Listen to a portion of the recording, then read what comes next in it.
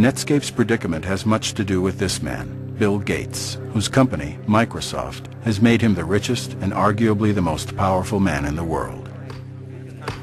All right, if we could have order, we'd like to begin.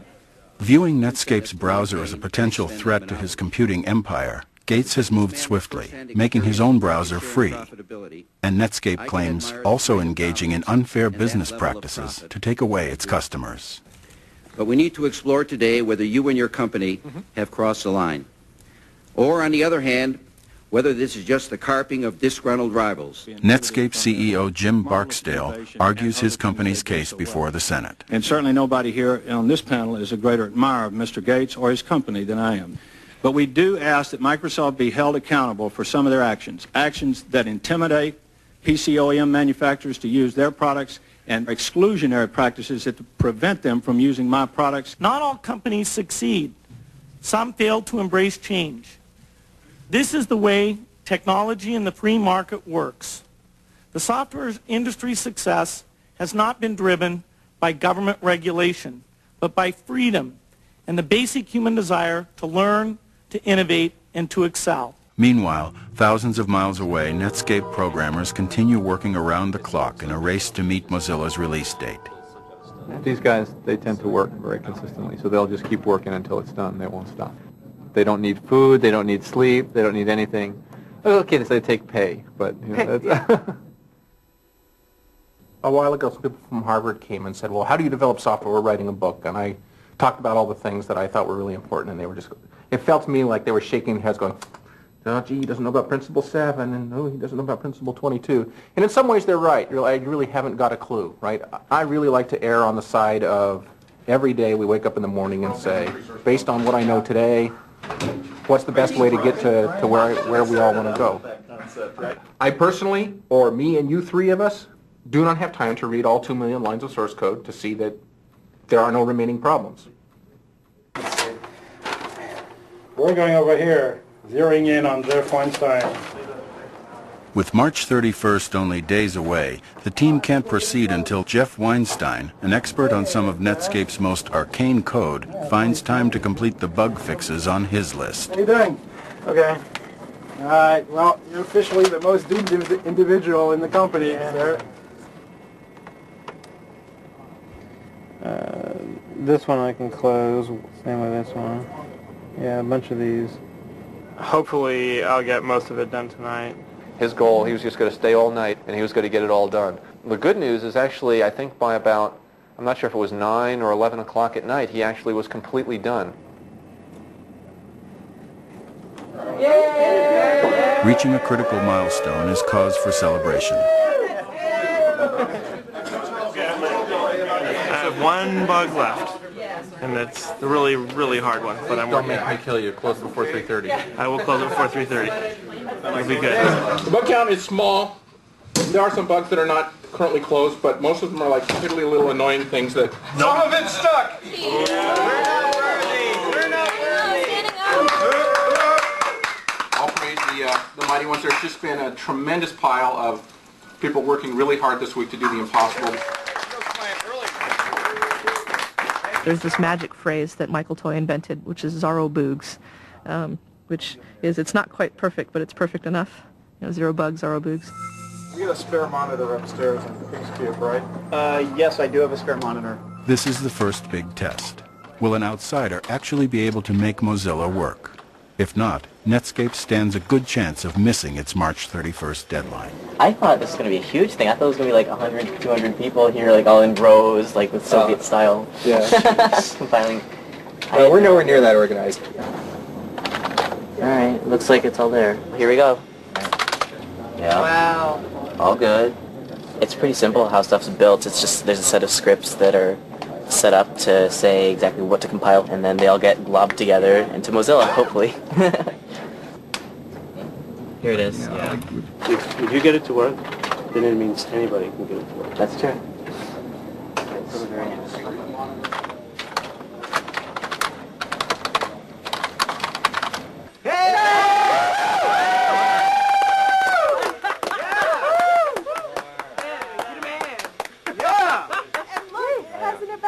Look, it's so cute!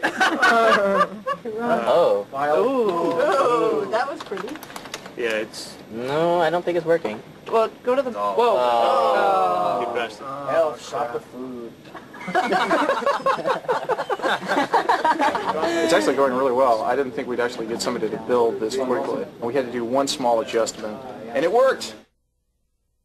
With the source almost ready to ship, Netscape must explain the significance of Mozilla to the press. Basically, what we want to do is we want to give them a little bit of the history, and then we want to go into what's actually going to happen tomorrow. The other important takeaway then, too, from this is that this is a really exciting, cool thing. Good afternoon, Forrester. Hi, Stan Dolberg and Eric Brown, please. 1 second. Leave your voicemail for Stan Dahlberg. I'll transfer you now. Good afternoon, Forrester. Hi, this is Maggie Young calling from Netscape, and I have a scheduled conference call with Stan Dolberg and Eric Brown, and I just got Stan's voicemail. Netscape hopes the press will greet Mozilla with the same enthusiasm it had for the company in its early days. At 11 a.m. this morning, Netscape stock went public and Wall Street went bonkers. Initially offered at a price of $28 a share, Netscape shot up to $72 within minutes. The stock is bid up at extraordinary levels in the first couple of really days and weeks of its introduction. It is the biggest initial public offering in basically Wall Street history. Good afternoon, Forrester.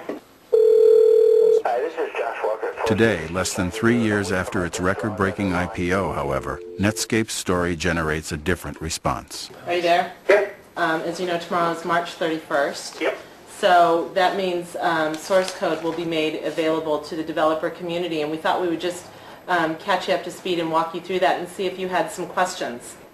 Either I'm brain dead or it takes a lot of effort to communicate. And so I'm concerned that while you all know what it means, I'm not confident that it's coming across to the press. Right, I think those are good points. By opening up the source code, we basically extend our developer community from those folks that are inside of Netscape to hundreds of thousands of developers outside of Netscape. Yep. So it's no longer Netscape versus Microsoft, it's Netscape and all of the Netscape, virtual community. I think there is a belief that Netscape doesn't have a position to continue to compete with Microsoft in the browser front, and that in essence you've given up on the browser position. This was a lot more smooth than I had originally anticipated, really. I'm still waiting for the major bump in the road that's going to happen sometime between now and tomorrow afternoon. In software development, there's always a bump in the road. We just want to hear the Apple story.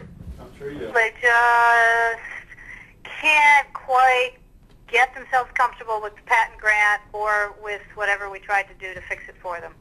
What patent? So the last thing back out of their lawyer was, gee, I don't know that we get enough protection. Mozilla has a small piece of code from Apple that has not been cleared for public license. Okay, we have to escalate. Hi, this is Mark Andreessen. I called a few minutes ago Oh, my wife. and left a message. We're trying to get, the problem is I can't get phone, there's no one at the Apple switchboard, so I'm having a hard time getting phone numbers for people. Awesome. You checked it in? Yeah. What was it? Hold on, 620.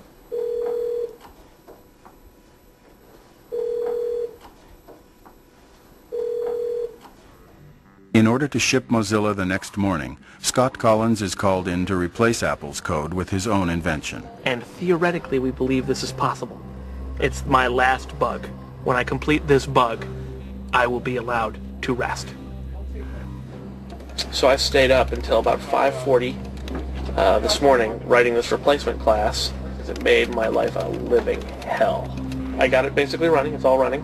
It's all really good. And thank heavens we got permission from Apple to ship the regular source. It's my understanding that Jamie is going to be the person that is going to be pushing the bits up to the website at around 10 o'clock. Is that correct? Okay. And we're going to be staging some different photo opportunities for the press at that time. There'll be television cameras. Can we just hire actors to do this? I was just telling you to be on TV. Come on. We're not going to mandate. You're on TV now. I personally don't think anyone is going to come.